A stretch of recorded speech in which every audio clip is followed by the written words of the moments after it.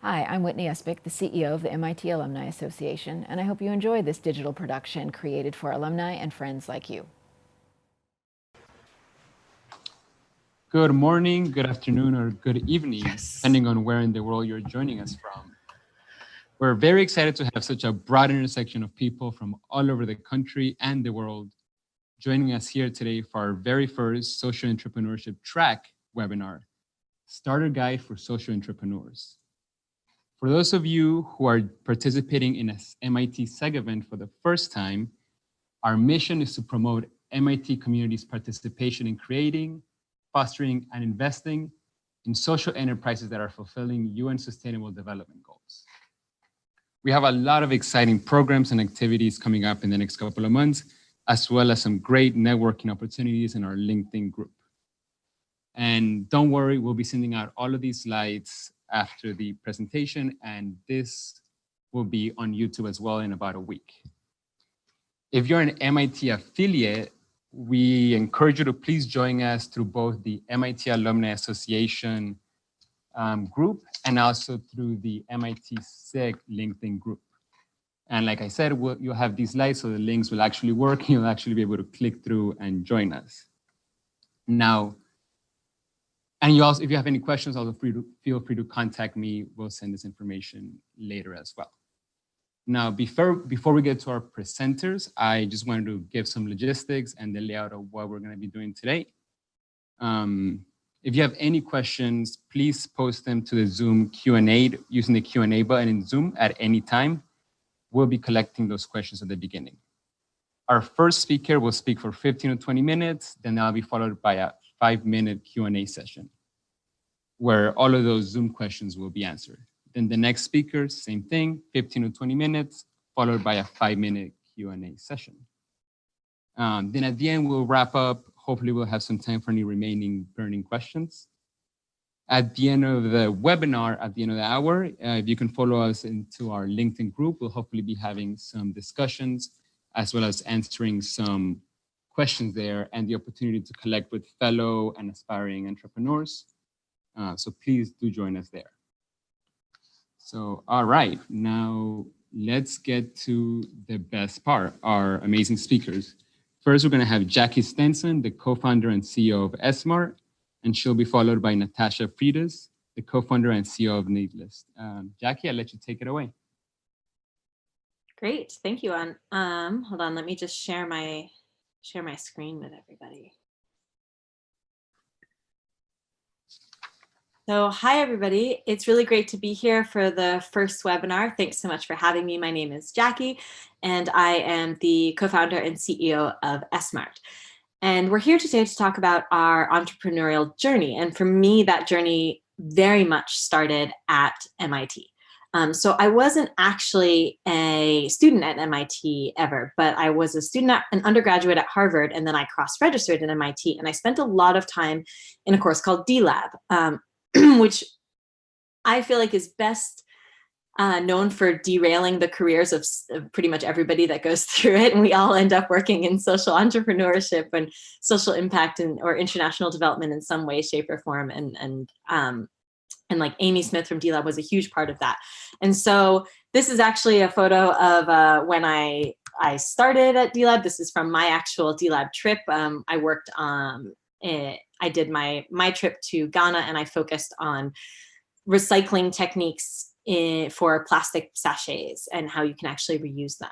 And I went on to sort of focus my entire undergraduate career in mechanical engineering on technologies that could create social impact. And so this was my undergrad thesis project, actually once again working with Amy and D-Lab, focusing on a chimney to reduce indoor air pollution for rural thatched roof houses in Southern Africa.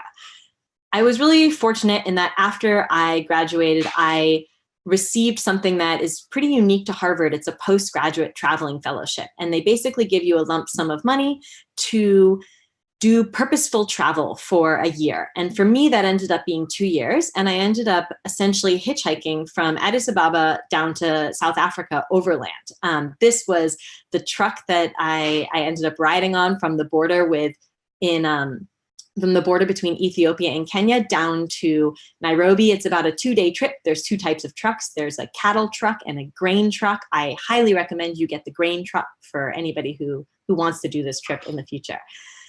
And the purpose of my trip was really to work with different types of socially impactful technologies. As an engineer, that's what I was passionate about. I worked with plastics recycling. I worked with water pumps. I worked with fellow MIT D-Lab alumni Jody Wu with Global Cycle Solutions in Tanzania. And I worked with bicycle ambulances, among a few other projects. And I started to see a common trend in a lot of the technologies that I was working with as I was trying to figure out which product I was most passionate about. And I'll give you one example. So this is in Zambia. It's a road in the northern part of Zambia. Ironically, it's actually also the photo behind me. I didn't realize that when I chose this spot to sit. Some of the photos I've taken, this is one of the photos I took on my trip. And because the roads flood during the rainy season, which is what this road is doing, you need alternative means of transport, especially for getting to hospitals. And so the product that I was working with was a bicycle ambulance. And you might be able to see in this particular ambulance that even though it looks like it's being used right now, it's actually not, because the wheel itself is flat. So this was actually not being used at all. And this bicycle ambulance was in a pretty good shape. The ones that the clinic that I was working with had looked like this. Also looks okay, but if you look closer, the wheel is warped, the wheel is flat, and in general, there wasn't any funds for maintenance budgeted in the clinic, and this ambulance was not used at all. And this ambulance was actually in great condition, because the next one that I found looked like this. It was being used to hold on someone's corrugated iron roof. And this became symptomatic for me of a larger challenge of all of these technologies that I knew existed being really high impact potential, but not actually reaching or being used by the people for whom they were intended. And as an engineer, that became increasingly frustrating for me. Why was I designing technologies when they weren't actually reaching people? So this was sort of a slow burn for me to switch from engineering to sort of the next stage. And one of the sort of main turning points was in Malawi. I stumbled upon this report written by UNICEF, Appropriate Technology, a Roundtable Discussion. And I flip through and I see lots of images of technologies that we had worked with, rope and washer pumps, but the date on the report was from 1983. And so this just really cemented for me the idea that we had often been reinventing the wheel over and over again. And why were we spending so much resources on making products when we weren't actually getting these technologies to people in a way that was scalable or sustainable, so that they were actually creating impact? And that became my sort of passion and drive. That was a really big gear shift for me. But it took 2 years of overland travel to get there after my undergraduate degree. So, and I think that just to sort of talk about the scale of this challenge, it wasn't just the technologies that I was working with, but if you actually look at these particular products, there's actually hundreds of more. So I started doing my research, not just within the D-Lab ecosystem, but throughout the entire world, in other countries, in other parts of the US, in other parts of the world, being made locally. There were hundreds of technologies that were out there. Why weren't these creating the impact that I really believed that they could have? So the main conclusions for me was that products do not equal impact. And this was sort of a hard thing to realize as an engineer. And because this is really important, and because this is the MIT Alumni Network, I think it's really important that we just write this in a couple different languages so that everybody sort of can understand the importance of this statement. And this prompted me for my next step, which was actually to go back to do a master's, something I never intended on doing, and to understand technology distribution channels. How is Coca-Cola reaching every single corner of the world and a solar light isn't? How are motorbikes ubiquitous in certain parts of the world and a clean cook stove is not? And the millions of dollars in funding we've poured into the Clean Cook Stoves Alliance hasn't actually yielded widespread adoption. So this was the entire subject of my master's dissertation. I explored strategies that already existed. So I looked at how NGOs were getting products out to people, often through like a buy one, give one model or a donation model. I looked at how governments were doing it and trying to incentivize people. It was often short-term projects, funding ran dry, and because they needed to meet certain goals, products might have gotten given away, and therefore people weren't actually buying the products or feeling ownership over them, or therefore taking care of them. I looked at how microfinance institutions and banks were subsidizing some of these products, as well as probably the most popular model out there at the time, which was direct sales force, going door to door in different environments to actually sell these products.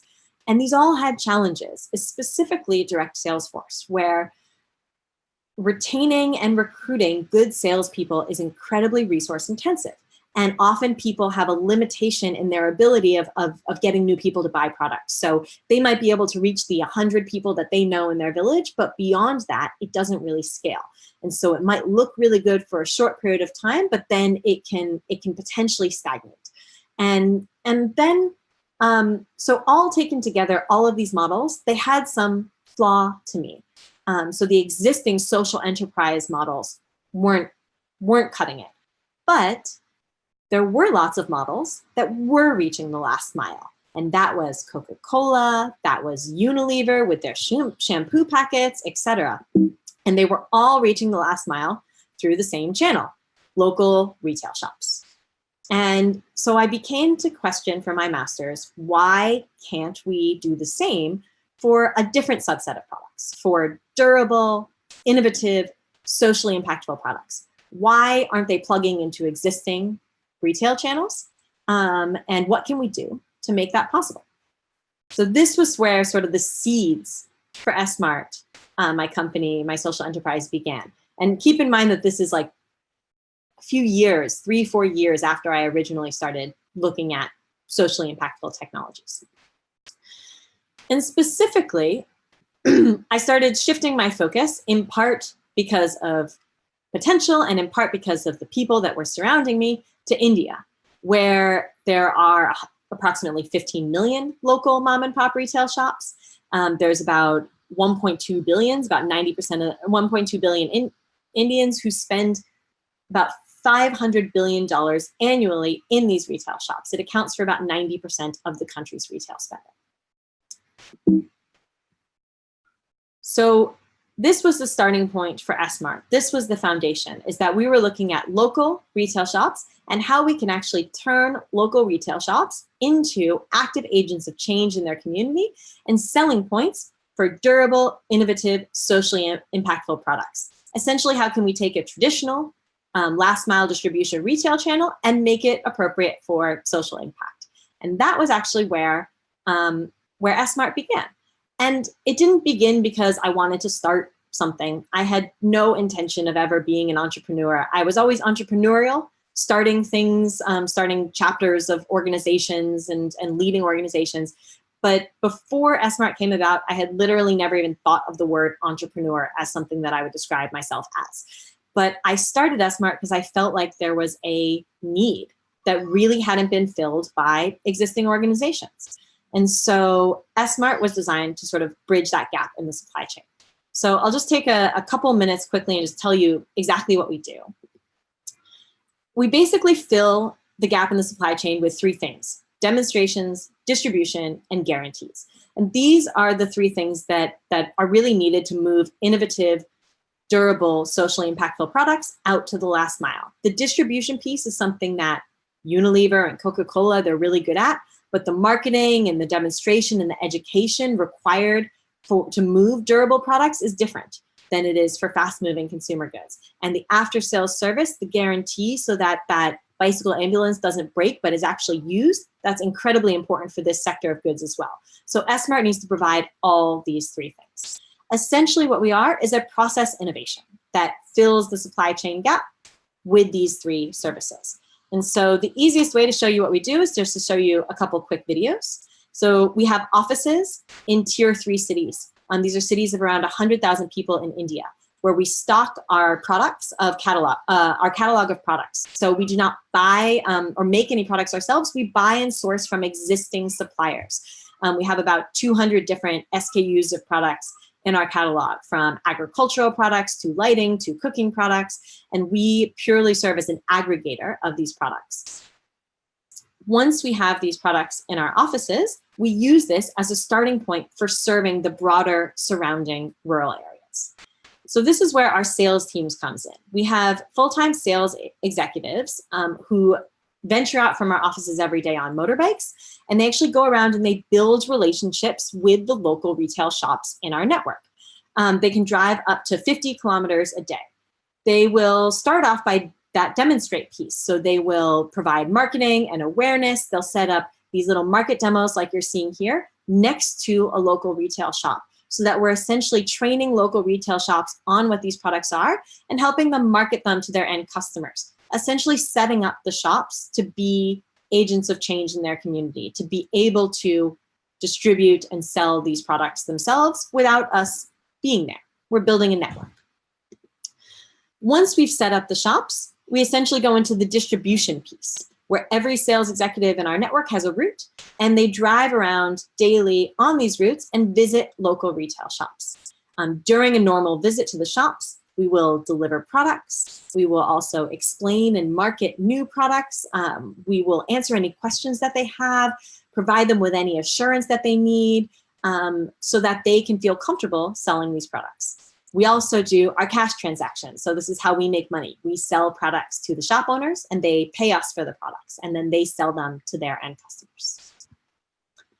And then finally, there's the guarantee piece, which is everything in our catalog comes with a manufacturer's warranty. And if anything breaks, the end customer can bring it back to the shop owner, and the shop owner will simply let us know on our next visit, and we'll either service it or we'll swap it out for a replacement product, depending on the type of servicing that that particular product has. This guarantee piece is incredibly important, because without this, most rural customers and rural shop owners aren't able to overcome the risk that is needed to adopt something that is otherwise new and innovative. And so this becomes, in essence, one of the most important parts of our branding, is that we can provide a trusted after-sales service network so that they know that their investment in something that's new and unfamiliar will last. This is one of the most important things to overcoming that adoption barrier. So this is what an actual Essmart shop looks like. You can see we've got our brand, we've got a shop owner, a sales executive who might visit them, and the shop owner will stock both of our catalogs and our products. And actually how much products they stock is really up to the shop owner. So it's really variable based on the shop owner's space constraints, their location, what types of products that they sell. Are they an agri store, a hardware store, an electrical store, a general store? What do they feel most comfortable with? So we really let them take the steps that they need to become an active seller of socially impactful products. We use technology, as many people in today's day and age do. We run everything with a proprietary logistics software, because moving products out to the last mile is complicated. And so we need to know where everything is at all times. And we also need to be able to send products both up and down the supply chain. So it's not just a single directional flow of goods, but a bi-directional flow of goods. And so that was actually one of the most important things for us, because you need to be able to create adoption, and that requires moving products up and down and figuring out different unique ways to do that. This is where we operate now. Our headquarters are in Bangalore, and in the last 12 months, we've more than doubled our geographic footprint. We have 15 offices now. You're missing one on this graph. Apologies for that. It just opened. We have 15 offices around South India, each of which serves the surrounding area. So slowly, we're building this sort of connected network of local retail shops that are able to sell and move life-improving products into rural areas. In total, we have about 1,700 shop owners that work with us, and we've sold over 88,000 products to date. It's been a significant growing period for us. The last 12 months in particular have been exciting. We've grown by about 450%.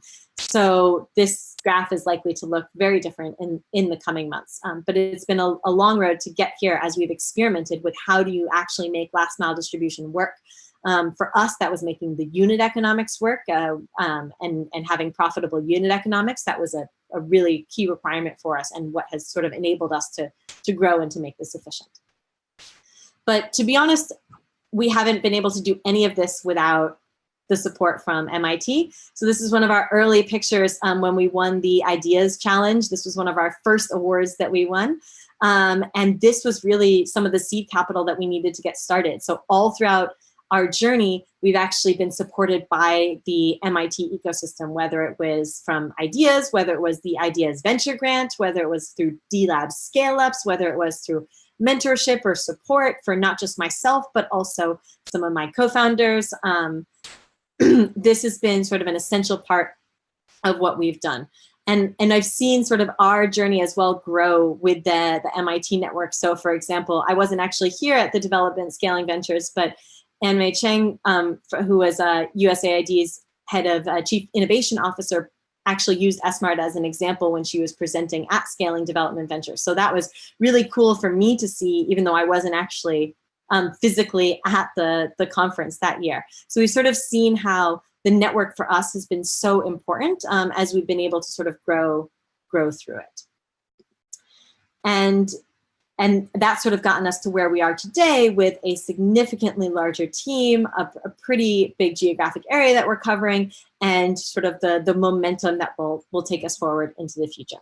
So that's a little bit about where we are. And I might just finish with a couple points that I've learned from my entrepreneurial journey to date.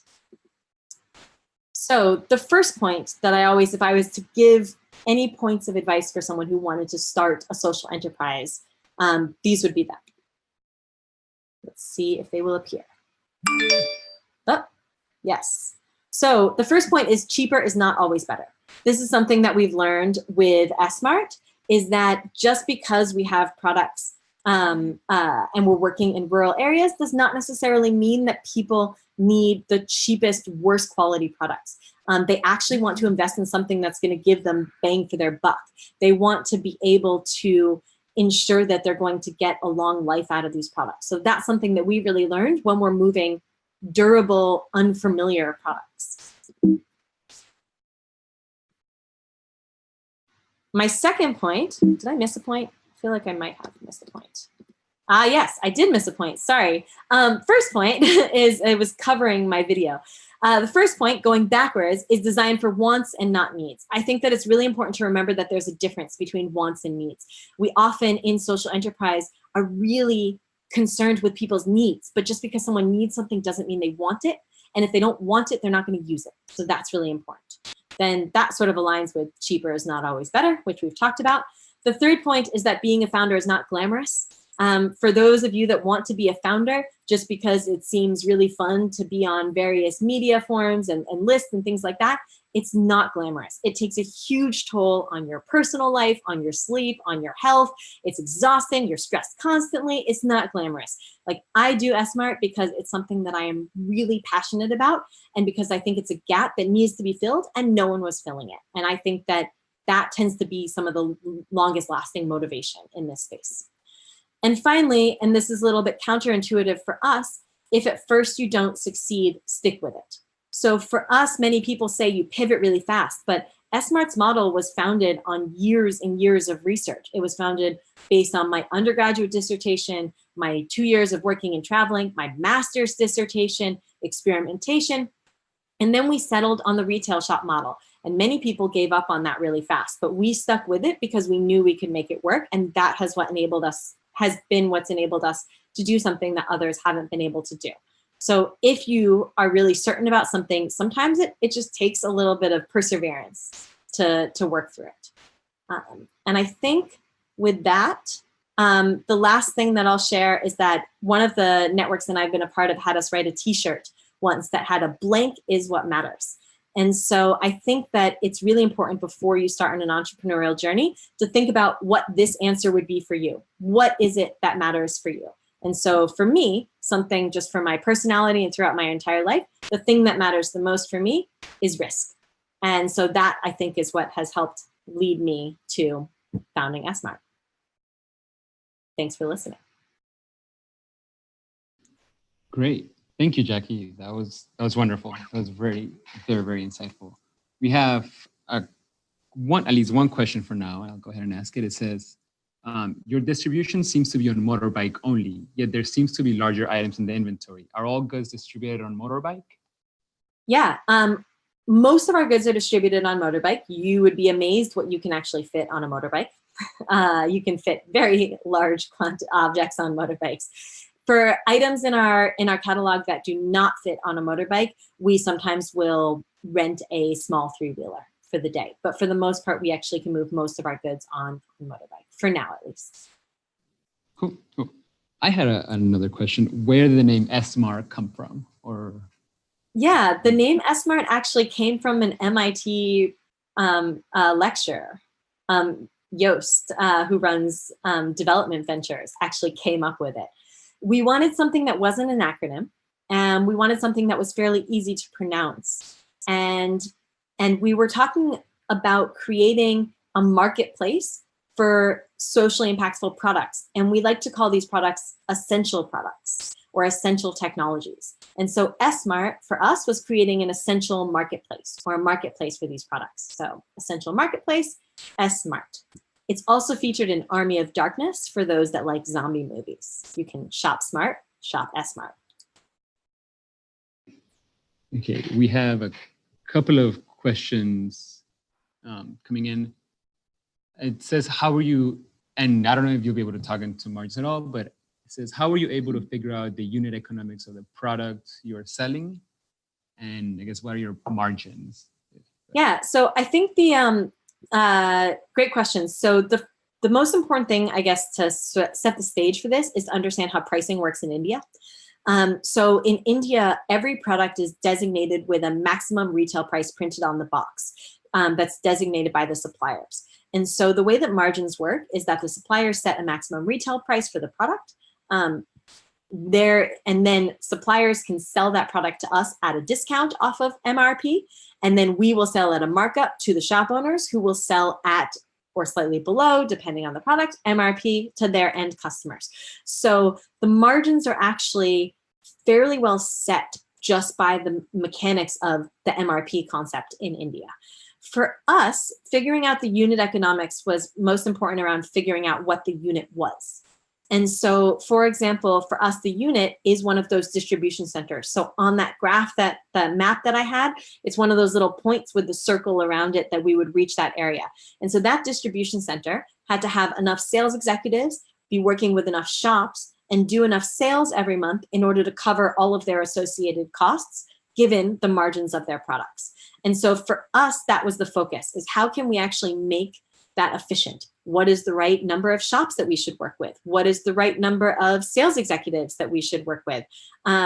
What should the focus on the products be, and how much margins do we need these products to be? These products are higher margins than fast-moving consumer goods. Those products, you might only make 1 rupee on something. This, you might make 100 or 200 rupees on something. And so it was understanding and experimenting with incentive structures and numbers and efficiencies and processes to make one of those single distribution centers profitable. That was our focus. Got it. Okay, let's see. We have another question. Actually, we have a lot of questions coming in now. How much do you travel to the sites versus leave the work to the local employees? Me personally? Yeah, I think so. Or I guess if you also have people that travel to the sites more often, I'm sure that's. Yeah, so I drive in India, both on motorbike and via car. My team argues that I'm the most aggressive out of all of us. I don't think that's true, but that's what they claim. For us, the sales executives are the key point of contact with the retail shop. So it's really important that they maintain that face, but it's also really important for us that our shop owners are a part of our whole process, giving us feedback, giving us suggestions for new products, etc.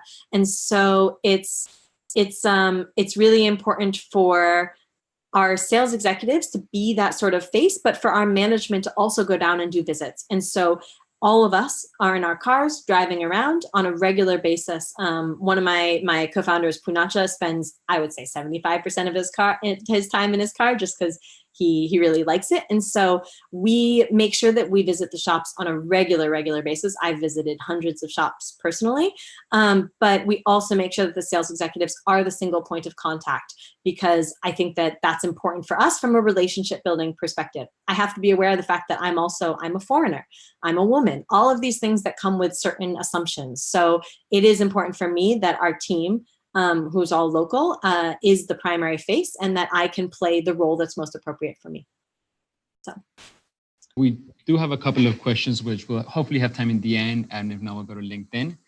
But let's go right now with Natasha. You're ready for your presentation. But thank you very much, Jackie. That was great. Very insightful. Thank you. Jackie, that was really great. I really appreciated that. And I think you'll hear we have a lot in common. So I'll look forward to speaking with you afterwards. And beyond what we have in common in terms of our actual ventures, I think what you spoke about really resonated with me in terms of I never set out to be a startup founder. And I also have always had an entrepreneurial spirit, but I created Needslist because it was a real pain point for me and nobody else was doing it. So I can really connect with that as well. So the first thing I wanted to say is thank you to the team here for having me and for getting this started. And I'm really just excited to see such a spirit of social entrepreneurship at MIT and growing. Unlike Jackie, I finished MIT almost 20 years ago. I actually started 20 years ago this fall. I did my master's in city planning there. But my own roots as a social entrepreneur really predate my time at MIT. I came out of undergraduate really focused on social justice and equity, and I moved to the southwest of the United States, where I was living in Tucson, Arizona, and working, teaching citizenship and community organizing to migrants right along the border. And it was a very untechy job. I'll never forget. Part of my job was to teach a little bit of computer literacy. And every time, these were like the old Apple IIe's, and every time it froze, you know, that little bomb came on. And like the women in my class would say, "Salió la bomba." And they were like all freaked out that something was going to explode. So I ended up at MIT really, it kind of surprised me because I was really focused on people and not on technology, but I was really drawn to the urban planning program and its focus on place and policy and equity. And that's how I ended up at MIT. And what also surprised me is during my time at MIT, I got converted into becoming a technologist. So I was really interested in the role of storytelling to create change in local communities. And while I was at MIT, I got connected with a department at MIT that was focused on using multimedia and other forms of technology as a way to engage communities in self-expression and sharing their voice. And so when I finished MIT, I actually started my own business focused on training companies, nonprofits, universities, all kinds of public sector as well, on how to create digital stories and use multimedia as a tool for self-expression and policy change. So what happened for me is I was doing all this work, and then I ended up doing a lot of it remotely, more and more after I had young kids. I was like less interested in flying all over, ironically, and doing workshops, and I wanted to figure out ways to teach remotely. And so my family and I ended up moving to Europe, and I was there. I moved there in 2013. So in 2015, I was there really at the height of the refugee crisis. And I'm sitting here like working with a lot of groups addressing migration in the United States and training remotely and feeling like, oh my gosh, like look what's happening on my doorstep. I need to do something a little more hands-on. I need to get away from the computer. So I asked around, and I ended up, one of the other moms at my kids' school went to a local mosque, and she said, you know what, Tasha, like, we're helping this group of Syrians. Why don't you come with me tomorrow? And I said, okay. And I ended up working with her to start this local organization to support this group of Syrians. And it was really like the height of the crisis in Europe. And so there were no tools or no systems in place at the time. And so what happened was it was also the height of when everybody wanted to help. So I had all these needs that were changing like every single day. Like we needed diapers, we needed a refrigerator, we needed somebody to take someone to the doctor, we needed a website, we needed money, we needed translators. And at the same time, everybody was like really excited to help. And so coming from a technology background, I started looking online for tools to match these needs to offers, and I couldn't find anything. And it was driving me crazy, because what ended up happening is that people would bring in all this stuff out of like really strong goodwill, but we ended up wasting a tremendous amount. It was just like massive waste and inefficiency. And that made no sense to me. So I ended up finally I got online and I figured, why don't I just try using a tool that already exists? So I ended up using a wedding registry just to communicate needs in real time to the people who wanted to help. And that's really where the idea of Needslist was born. It came out of this very personal pain point and frustration. But the more I kind of explored into the system and the more I understood about what's happening with displacement, I realized that that actually the numbers are increasing dramatically. And what's really powerful for me, and even like talking about this, is when I first started Needslist a few years ago, this number was 250 million. And just in the last couple of years, the predictions have changed because of the impact of climate change primarily. And we're looking at up to 1 billion people displaced by 2050. And we're also looking at an aid system that is really antiquated and has barely been updated in the last 50 years. You know, our aid system started after World War II.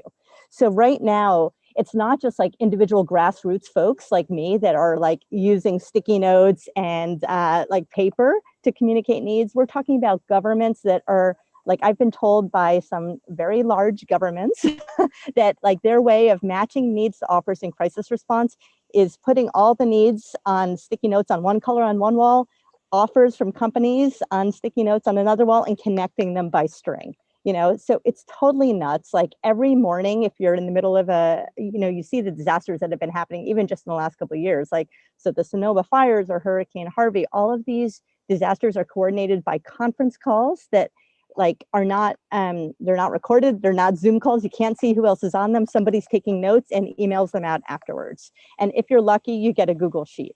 So the potential for using technology to solve this problem is vast. And it's really been a big motivation of why we've created Needslist. So what we're building at Needslist is a real-time marketplace to match needs and offers. So we provide tools to nonprofits to list itemized specific needs. They can be supply needs, they can be human resource or service needs, they can be funding needs. We're building in also shipping, transportation, maybe last mile delivery down the road. And those needs are all matched with offers from the private sector.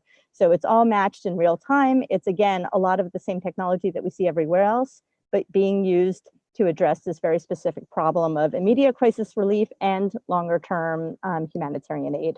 One thing we found also is that a lot of companies who want to help will immediately donate after a disaster, which is great, right? But what happens is the demand far outweighs that supply. So you'll get someone like Procter & Gamble donating diapers, but then all the nonprofits on the ground end up paying retail for the remainder of the diapers that they need. So what we've built in is the opportunity for companies to not just donate in kind, but also to give discounts to nonprofits through our platform. And that's part of our business model as well, is that they essentially are paying us to be preferred supplier through the platform.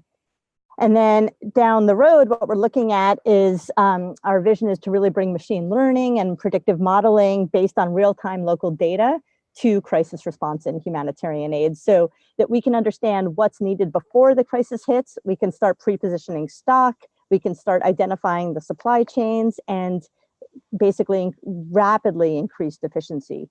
Because again, if you look at the local level, all this data about what's been needed is being generated time after time again. But every time there's a crisis, we're basically recreating the wheel. So we want to aggregate all this data in one place. We want to start layering it with other forms of data, and then use artificial intelligence to really start do much better job around understanding what the needs are.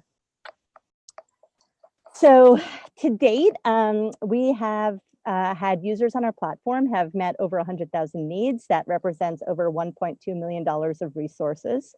They've gone to local nonprofits in 20 countries. And what's really key here is to understand kind of how global aid works. Currently, over 98% of aid does not go to local agencies. It goes to like national NGOs or to international NGOs. So what we're really trying to do, as well as creating efficiency, is really move aid to the local level, to those local nonprofits who are there before, during, and after the crisis hits.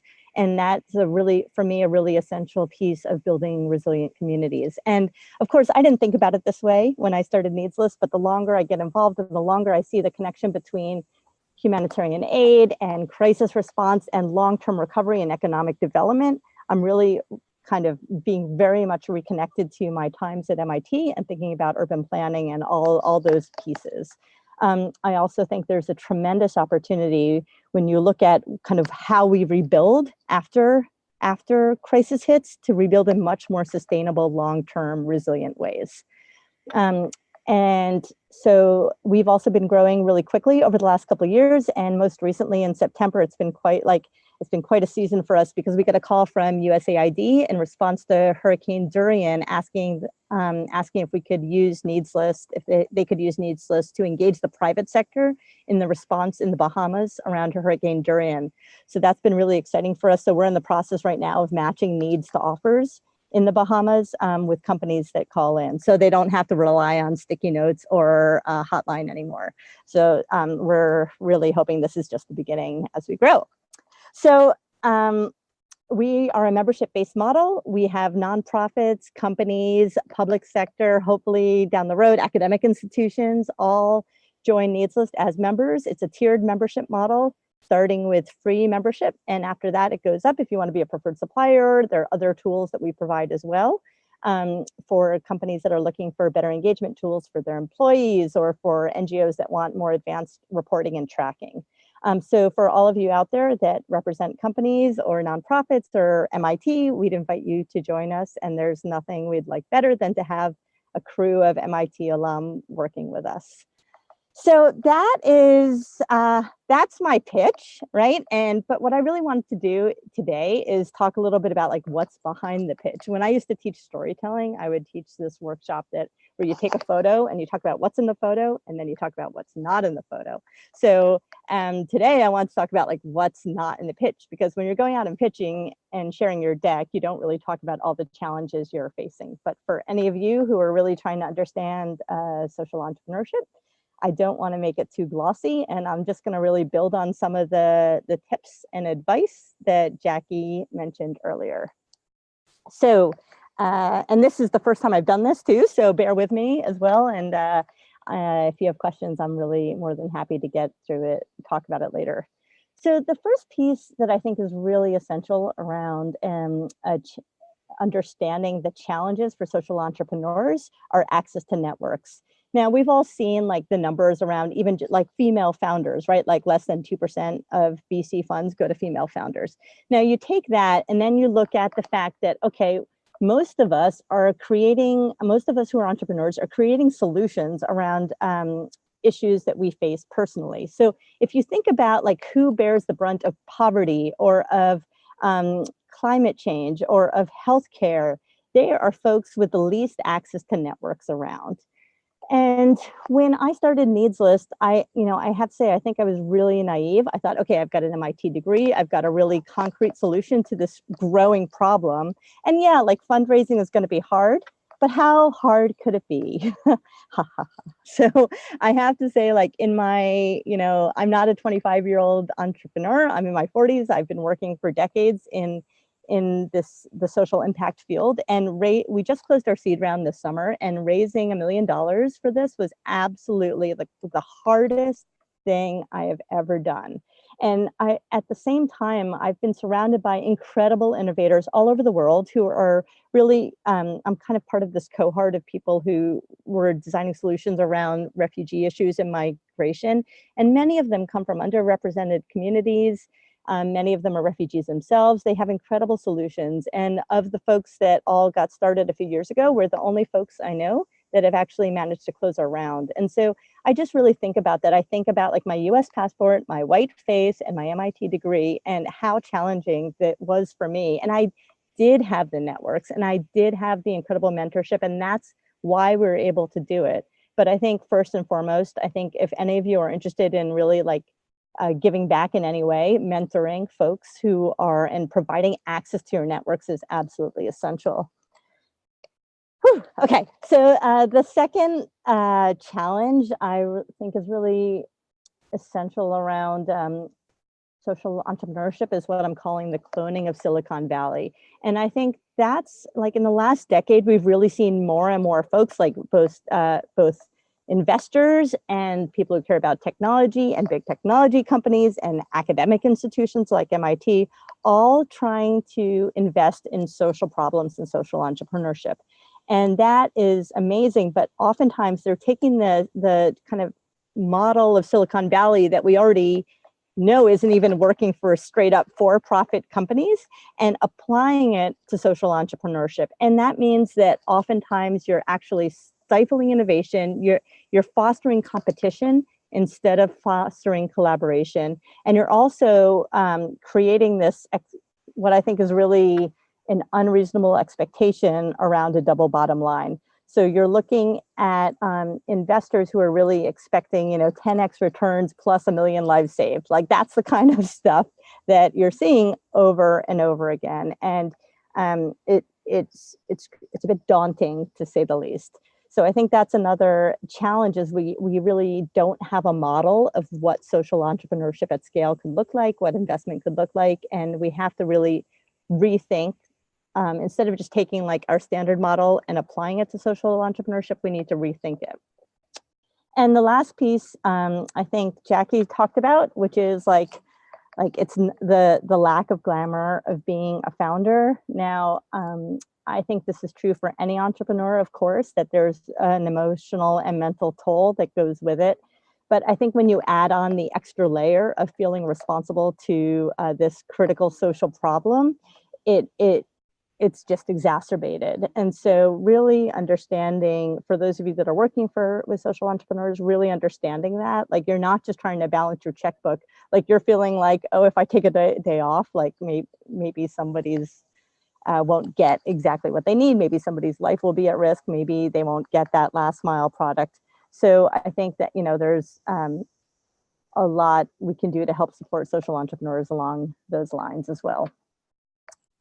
Okay, so that being said, there's a lot that, just checking on the time here. Okay, there's a lot that keeps me motivated, and which is, I think Sayuri said at the very beginning, it's not just that we're a little crazy to be a social entrepreneur. There's real concrete reasons every single day that keep us going. And so one of them, of course, are the individual stories. The gentleman in this picture is named Allah, and I was connected to Allah through Facebook back in 2016.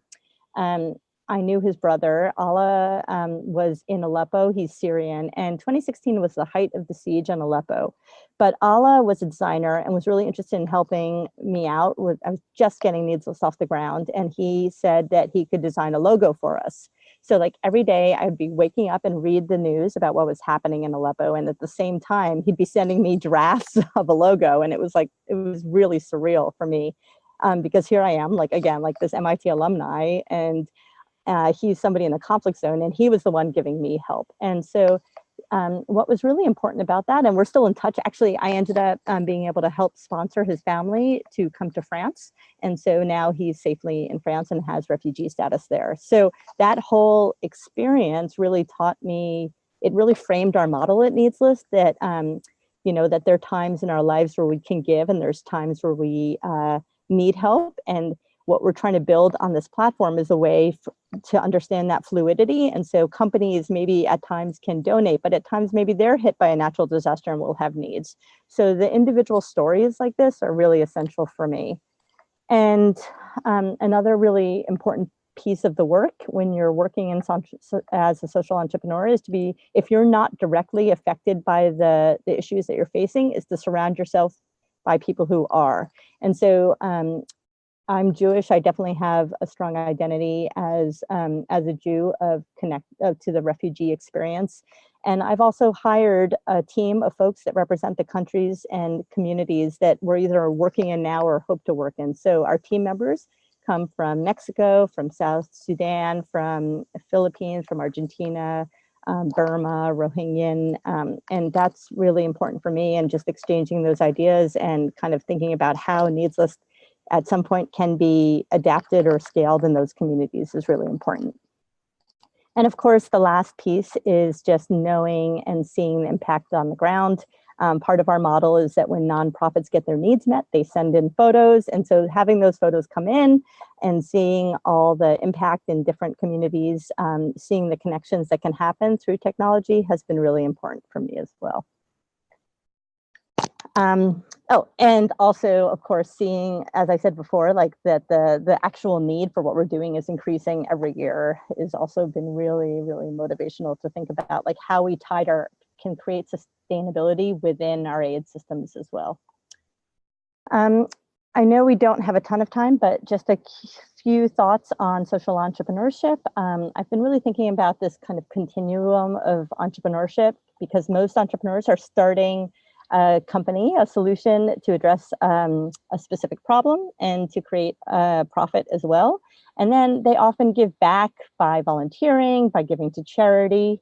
And some of us, of course, are crazy enough to be social entrepreneurs where there is a very close relationship between our bottom line and the social impact. But what I'd also, for those of you that maybe aren't ready to be a social entrepreneur, I'd also encourage you to be thinking about how the companies and workplaces where you are at can instill purpose more directly, either through your hiring practices or through your procurement practices or through your sustainability policies, that we don't need to have entrepreneurship over here and social entrepreneurship over here, that actually we can all really think collectively about putting the social into all entrepreneurship. So what I'd like to see down the road is, instead of like having social entrepreneurs be grilled, like, how could you possibly have a business model if you're making the world a better place? I'd love to see any entrepreneur being grilled about how are you making the world a better place? We know you have a business model. So I think that's just what I'd love to leave all of you today. As I said, I'm really encouraged to see the growth of attention at MIT on social entrepreneurship, and feel free to reach out to me later on as well if we run out of time today. So thank you.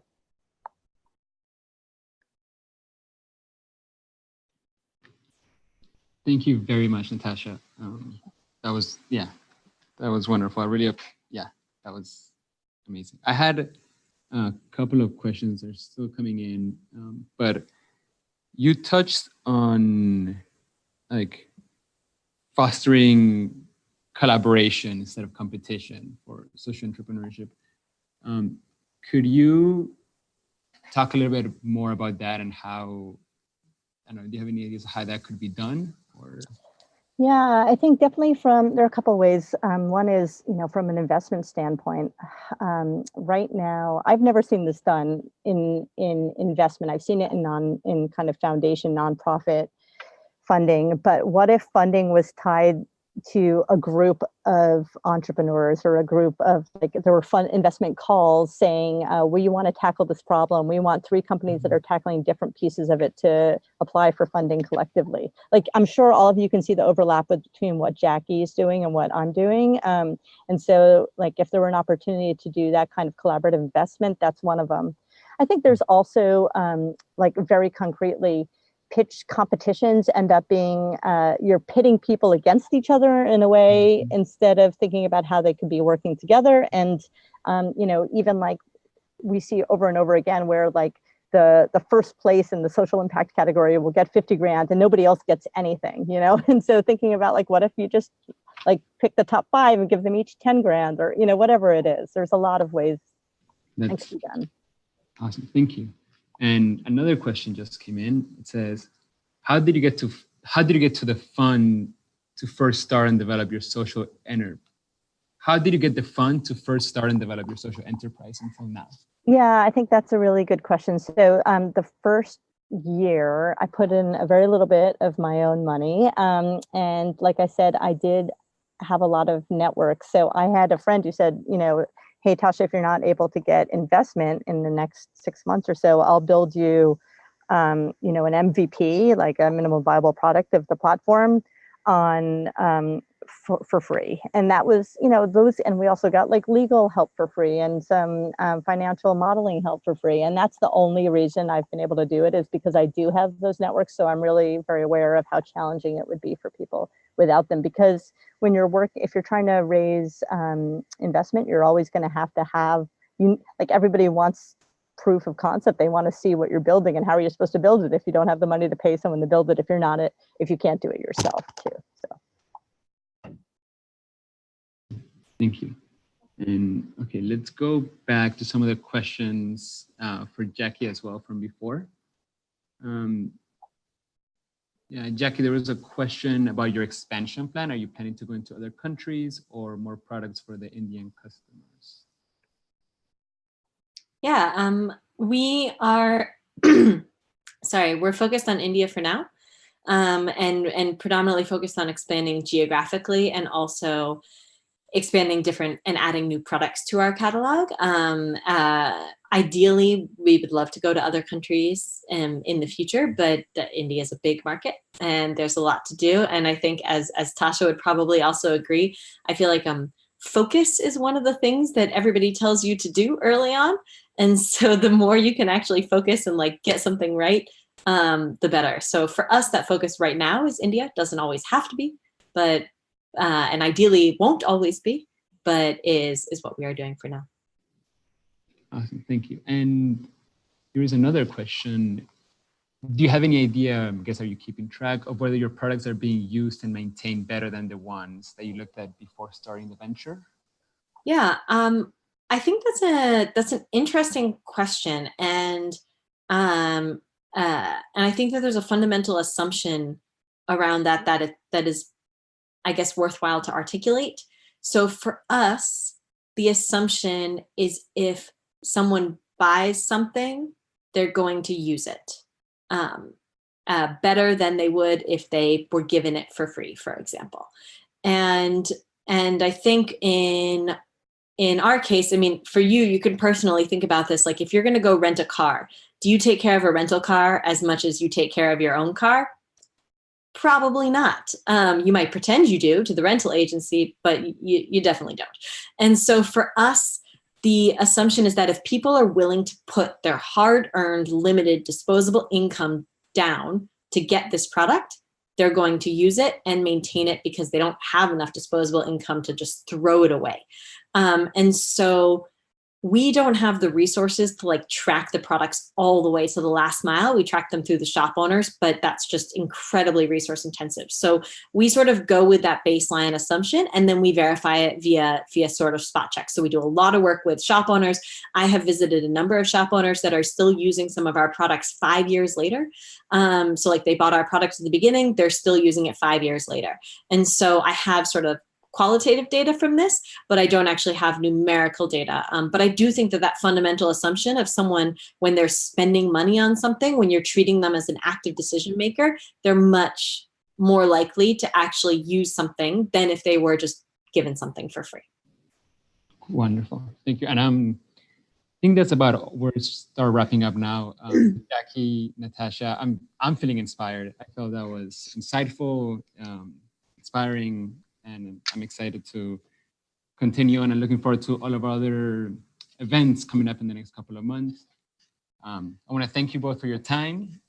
Thank you for the MIT Alumni Association for helping us set this up.